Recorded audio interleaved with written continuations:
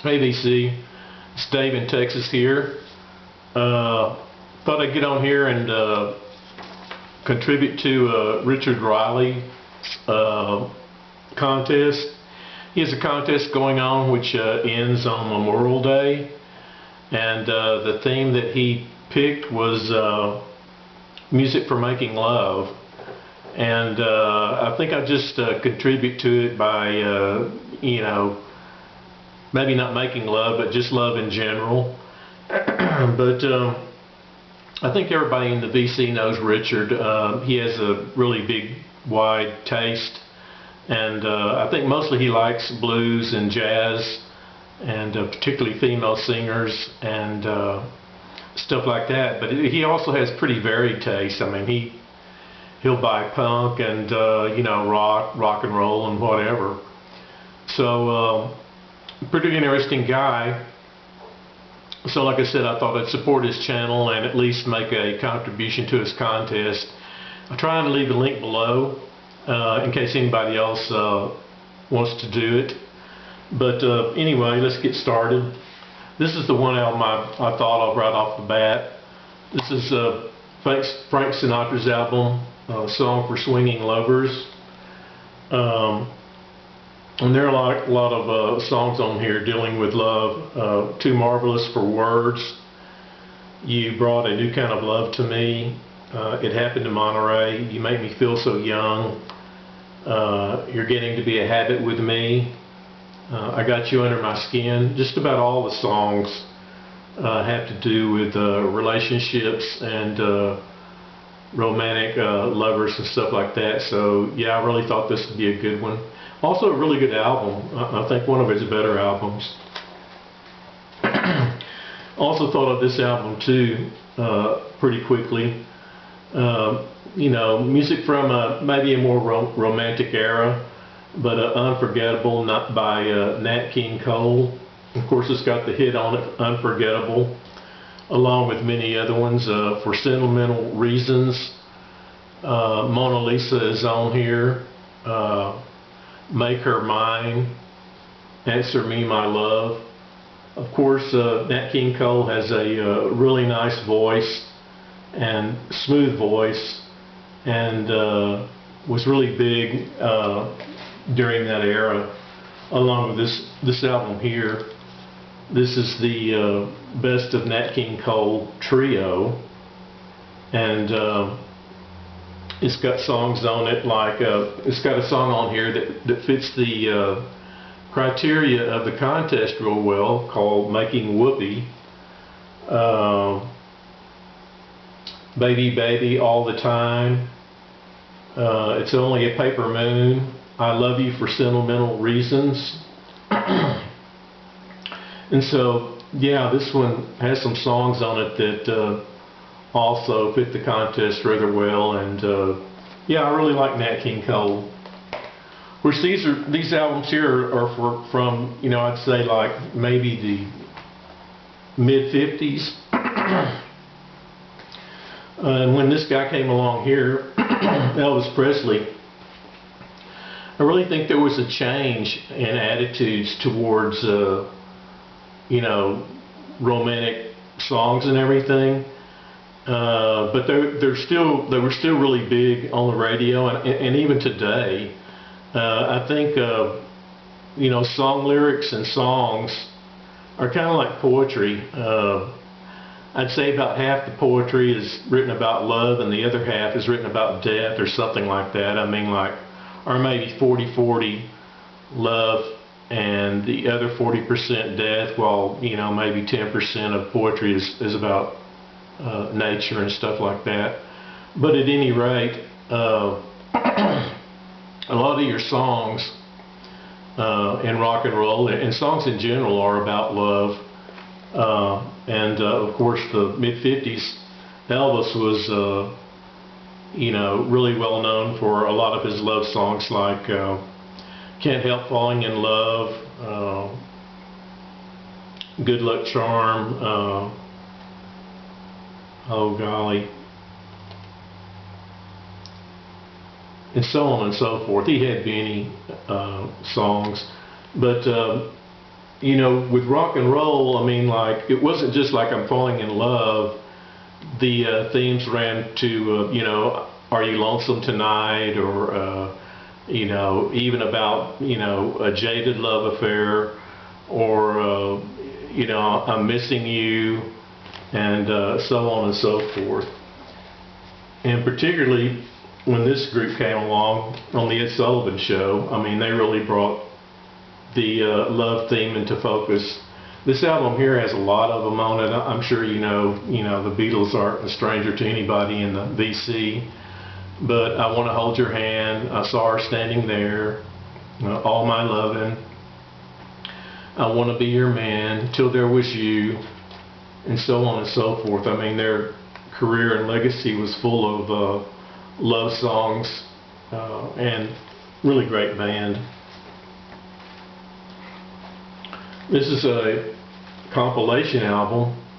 This is the 5th of this series, and I have 2 of them.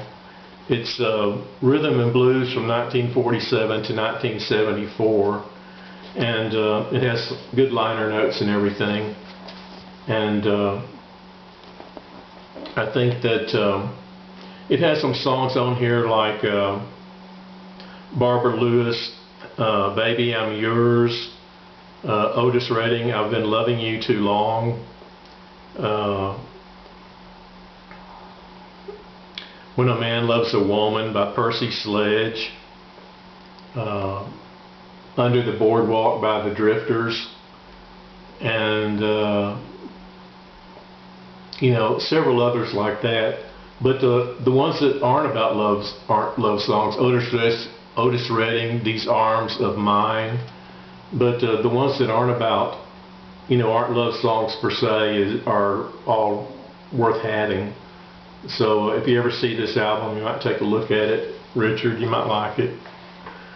Now, I've shown these albums before by Linda Ronstadt, and these kind of were different from what her Southern rock thing was. Although I like those Southern rock albums that she made. This has Nelson Riddle's orchestra on it, and they're all really good songs, and orchestrated real well too, aside from, you know, Linda's singing. But it's got I've Got a Crush on You. They're kind of torch songs. Lover Man, Someone to Watch Over Me, Crazy He Calls Me. And that was the first one in this sort of series. She did 2 albums like that. This is Lush Life, again by Nelson Riddle and his orchestra. This has When I Fall in Love, When Your Lover Has Gone, You Took Advantage of Me, My Old Flame, Falling in Love Again, so on and so forth. But the orchestration, like I said, is really well done on here, along with their singing. And yeah, good Linda Ronstadt album if you can find them. Easy to listen to. And speaking of Southern rock, you know, the first, I don't know, 5 or 6 Jackson Browne albums I really enjoy. This is, I don't know, his like 4th or 5th or 6th one. But there's a song on here that I really like the lyrics to. It's called And That Girl Can Sing. And I could kind of really relate to the lyrics, and it's not so much of, you know, a romance that you've been with for a long time. I think this song addresses, you know, a romance that you know, maybe it didn't work out, but you still can appreciate that person. And the lyrics go something like this: she was a friend to me when I needed one. Wasn't for her, I don't know what I'd have done. She gave me back something that was missing in me. She could have been almost anyone, with a possible exception of who I wanted her to be. So, and then it kind of goes on from there. But yeah, I just thought the opening lyrics about needing a friend were really poignant. So, yeah, Jackson Browne, Hold Out.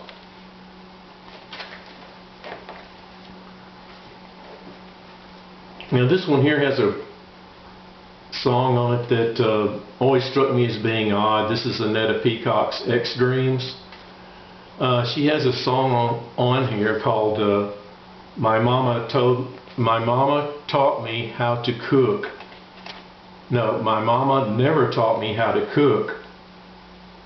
And I always thought she was talking about something else there, rather than, I think cook is sort of a euphemism for maybe, you know, romance and that type of thing.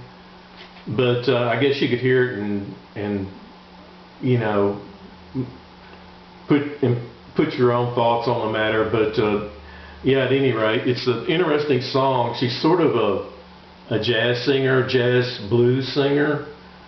And so anyway, I always liked that song. My mama never taught me how to cook. Interesting album.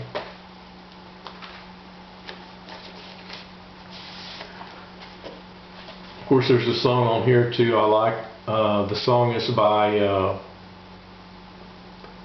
Willie Dixon, Hoochie Coochie Man by the Allman Brothers out of Macon, Georgia. Of course, they did a lot of blues songs. I'm sure there are other songs dealing with love and relationships, but yeah, Hoochie Coochie Man kind of, I think, addresses that and Philseville. This is another one that probably you wouldn't think fits, but I do. This is Frank Zappa and the Mothers of Invention, Reuben and the Jets. And I remember when this album came out, I kept looking at it and looking at it, and you know, I was already, you know, a fan of Frank Zappa and the Mothers, but I just couldn't imagine this. It just had such like an old look to it. And I would pick it up at the place where I would buy albums and look at it again, and I know it has a sticker on it. It says Mothers of Invention, but like it didn't even have any of the songs or anything on here, and I read this, you know, thing on the back, and just didn't know what to make of it, but I finally, eventually bought it. It has a gatefold. And what it is a doo-wop album, and as you know, doo-wop kind of came out of the urban, large cities, and they were mostly a cappella groups and everything. And for whatever reason, Frank Zappa really likes that type, or liked that kind of music. And there are a lot of songs on here that are doo-wop. Of course, some of them are skewed through his own way of making, you know, music his own.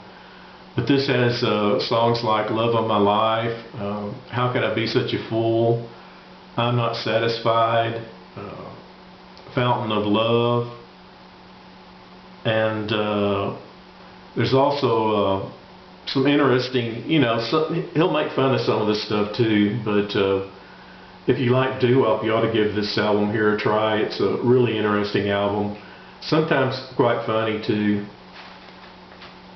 So that's what I have, Richard, for you. I don't really have any specific stories that I can relate, although I do have one, I guess, and about relationships, and it was about a first date. Not so much it's about any kind of X-rated thing, but I had a date with a gal once I got out of college, and asked her if she wanted to go see a band. And I had a friend in the band that played guitar and kind of knew some of the other guys in the band, and they were really good. She seemed to be pretty much up for it, and so got all dressed up and went over to pick her up, and they were playing at some hotel, I think, or motel, something like a Ramada Inn. But they were really good. I mean, they played all kind of covers and everything, and you know, all the audience, I'd seen them before. It seemed like the audience was really liked them. They'd get up and dance and everything. They played Doobie Brothers music and Bachman Turner Overdrive, Taking Care of Business, and Wild Cherries played that funky music, and just were a really fun band. So